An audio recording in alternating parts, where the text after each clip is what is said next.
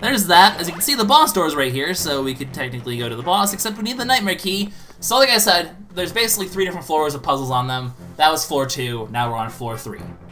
So it's actually a bit of a lengthier dungeon if you think about it in that respect. It seems short at first, but then you get to the deeper ends of it and you're like, holy crap, that was the boss door, but I have a giant floor here before you get to the boss key, and this one has a lot of different puzzles. So let's get started by grappling across.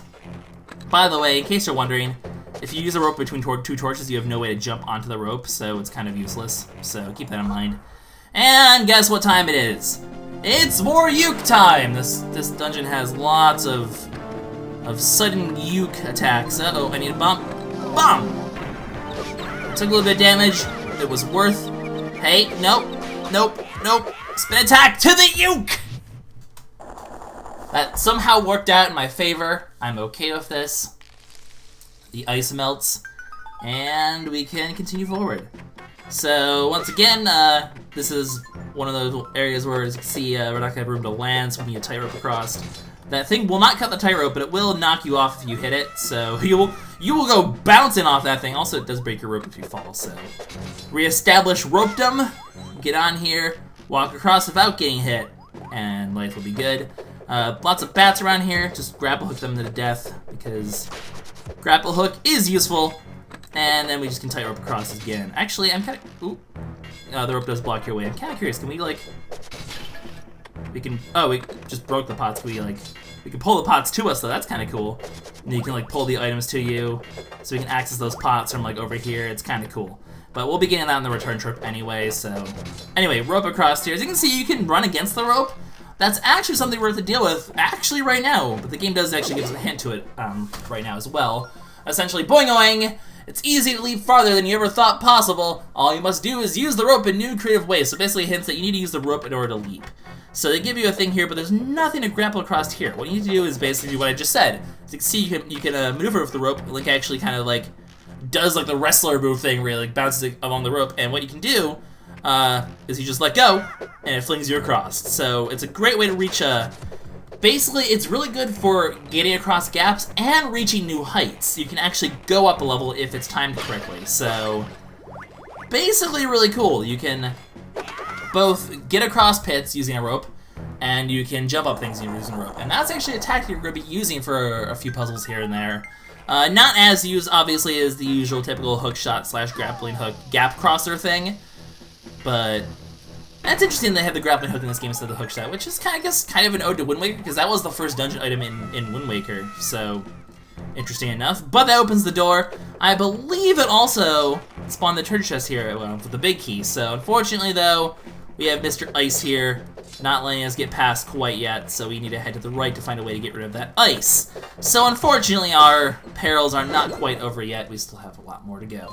So, boing-oing, there's 3 treasure chests left here. We can go ahead and actually use the map here this time to figure out where they all are. There's one here, there's one here, and there's one here. So we now know where the 3 locations of the treasure chests.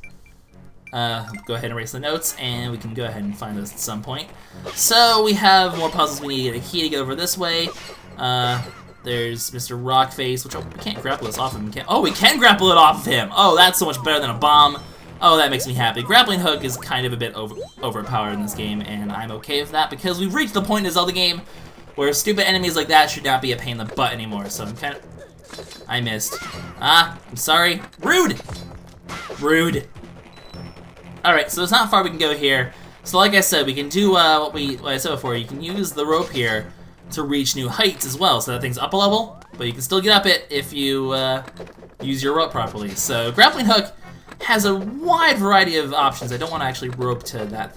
No! Don't want to rope to that. I want to rope across. There we go. It's a little finicky sometimes, but other than that, it's pretty good. I messed up. You have to shoot that eye while you're up on that level. Oh, darn. Alright, let's try that again. I completely forgot that there was the eye up there. So what we need to do is run back here. Rope. Boing. Don't fall in the pit. Rope across. Rope across, and then we have to shoot the eye before we jump down. I always forget that eye is there. It's a little tricky. You don't really see it until after you jump down, then you're like, oh, shoot, I messed up. And then you're just sad.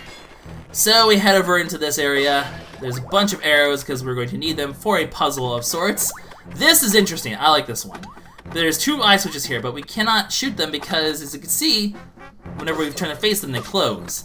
So we try to quickly shoot. We can like try to like be like, oh, look away, but no, there's no way to actually make them work. The trick here is to use the tightrope here. Make a rope here. And you can actually bounce arrows off the rope. The rope is not only just used for bouncing Link, you can bounce objects and projectiles with it as well.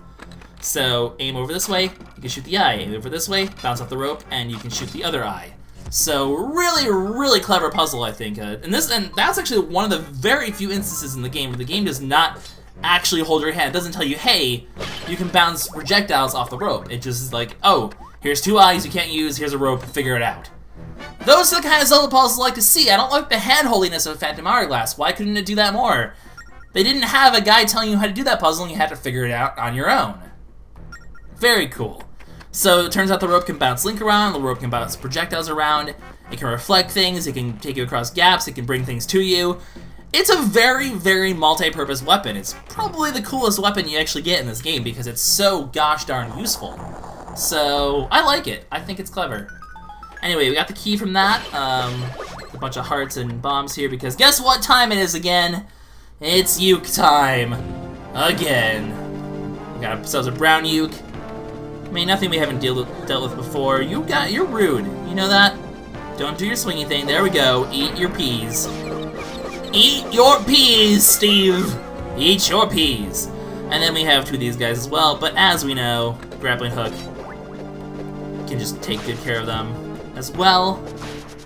And with that, all the enemies in the room are dead, and another treasure spawns, and the door down here opens up as well. So that'll allow us access down there. We're getting fairly close to the end here. There's not much more of this floor to explore, so we're getting fairly close to wrapping up this dungeon already. I say already, but it's actually been 27 minutes, which has actually been the longest dungeon that we've had so far. So it's a long dungeon, don't get me wrong. So we now have another puzzle to get to this switch up here. Pretty easy to deal with though, because all we need to do, rope across here. God darn, I didn't get to this guy in time. Alright. Get over here, mister. Boom! Grappling Hook. Grappling Hook is really overpowered, it kills everything.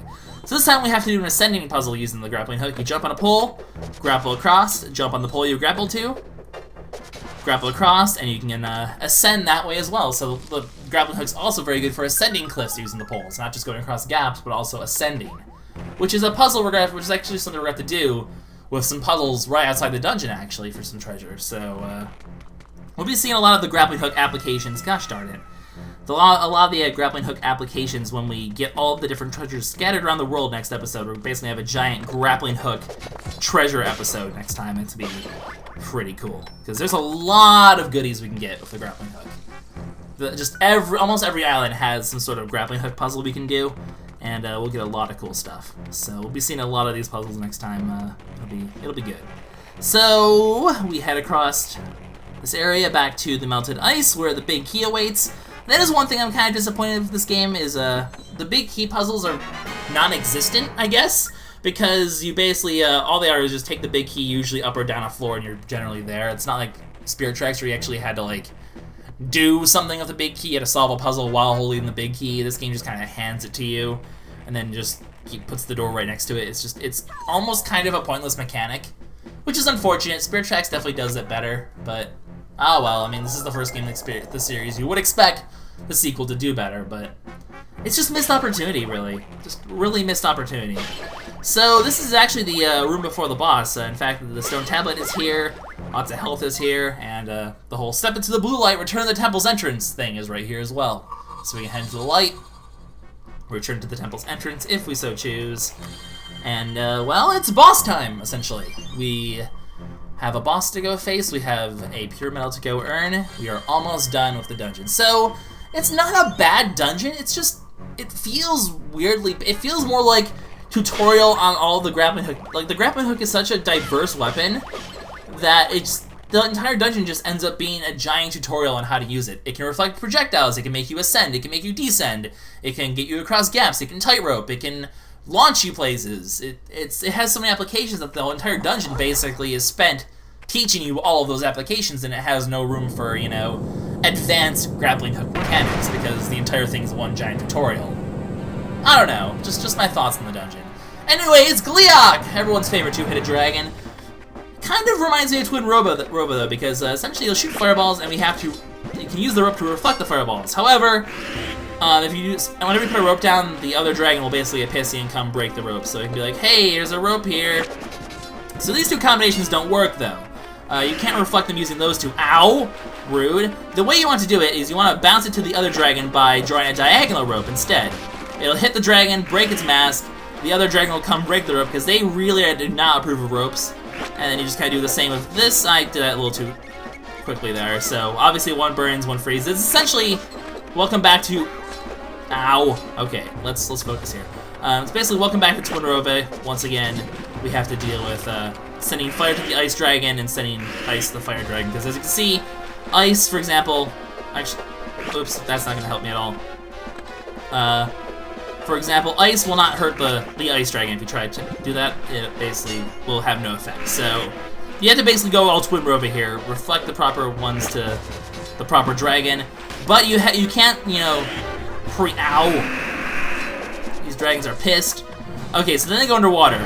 Essentially, what you want to do here is draw a rope and quickly jump over here before the water brings you back. Actually, the back one rope's a little bit better, in all honesty, because then you have a bunch of ice chunks to dodge, and you have to basically tightrope across all these ice to dodge them. If the tidal wave hits you, you'll essentially be stuck in the water, and it's just not good times. So, for example, if you try to preempt a rope here, and you'd be like, I'm gonna put a rope here. What are you gonna? Oh, I guess he does shoot fireballs anyway. Never mind. I guess there's a lot of room to preempt them. So, but they will always break the rope right after. So make sure you just stay back here. Back here is safe. Anywhere else will essentially lead you into being in range of the dragon's biting, which is no bueno, so just make sure you keep your distance. Stay on the back, as far back as you possibly can. You don't really need to be anywhere else. Let's break these masks and get this boss vulnerable once and for all here. As you can see also, their tongues are hooked as well, though. So welcome to Phase 2 of the fight. That was Phase 1. Welcome to Phase 2. I guess I'll show... okay, this is what happens when you get hit by the tidal wave. You basically are going to be stuck back here. You can maybe... No, you can't really even get to the rope. So you take damage, and it's a lot harder to dodge because you're kind of stuck back here with the water flow. So it basically drags you in the back. You can't run forward to your tightrope. So essentially you're supposed to dodge that by getting out of rope and then just tightrope dodging, essentially. But it's really not too necessary. So let's get rid of the ropes here because... Well, what's going to happen is they come over here, and they eat our poles. Well, just those. So we only have one tightrope left here. But we don't really make tightropes anymore. Instead, we have to dodge the chomps, and eventually he'll stick his tongue out for a supercharge, and you want to drag him and bash him against the pole. Either of the two poles will work, but you bash him against the pole, and that's how you end up doing damage. So you basically bash their face against the pole. It's actually kind of fun, because either pole matters. It doesn't have to be the one close. You can just bring it to that one and be like bonk, and deal damage that way. So I think it's cool. You basically bash their head against the pole using the grappling hook. It's maximum rude, really. Are we doing more tidal wave stuff? All right. Luckily, we still have 2 pegs left, so we can still do a tightrope walk here. Get on a pole. And that's why you need a tightrope, by the way. You can jump off, by the way. It just means you're stuck in the water again, as you can see. As you can see, though, it doesn't really matter. It doesn't really, like, penalize you that much, because there's still enough, like, plenty of room to dodge around, especially because they have to go around the poles anyway, so staying behind the poles gives you a slight bit of cover from the ice. So it doesn't really hurt you being in the water like that. It's just kind of pointless. So get rid of the rope, because you don't need it for anything. And just for funsies, I'll go ahead and actually demonstrate what happens if they get their super breath off, just for fun. So he charges his breath laser. We'll go ahead and just let him get an attack off here just for fun. So he then spits a giant line, basically, of ice, which doesn't even touch you if you step on it. So it's really not that threatening. It just means you missed out on a chance to hurt him, essentially. So he's going to charge his thing. We'll go ahead and bash him against this one this time. Bonk! Smack him, spin attack, spin attack, spin attack to the dragon face. And that was the sound of it dying, by the way. It turns to sand, and you essentially have one dragon dead. So let's go ahead and finish off the other one as well. You can imagine it's almost dead too. Spin attack once again to the face, and with that, the dragons are dead. So that's how you train a dragon, and by train I mean brutally murder. But with that, Gliok is dead, and Temple 5 is done. The next pure metal awaits, and an extra 2 minutes are added to our hourglass. In other words, life's pretty good. So I believe that brings us up to 21 minutes on the hourglass, which is pretty spiffy if I do say so myself. So, just slow cutscene here. Hangs in the air, and kablammy! We got ourselves some more time. And for that matter, a heart container. So Gliok is hard. I mean, I took a lot of damage just kind of demonstrating. The most important thing is to make sure you just stay in the back. No matter what, you want to stay in the back. You want to dodge those chomps. They're the most dangerous thing, and he doesn't have the range to hit you as long as you're, you know, back here, essentially, by the barricade. So that's how you kind of get a free win on Gliok. It's not quite cheesing it, but it definitely helps. So we only need 3 hearts left, 1 from the third and final pure metal, and then 1 from fishing, and 1 from something else. So almost at full health, kind of nice. And don't forget, I've never completed the fishing in this game. This will actually be the very first time I've ever gotten full health in a Phantom Hourglass before, which is kind of cool. So nothing else really in this room, so you just head up here and acquire the pure metal. The Azurite is ours. Aw, yeah. So, only a sword forged out of the 3 pure metals, blah, blah, blah, blah, blah. I got the pure metal I was looking for. We did it, me. So, things got pretty wild and woolly. Yeah, we'll go with that. And, the portal to the next area opens up. And we can go ahead and leave. Very exciting.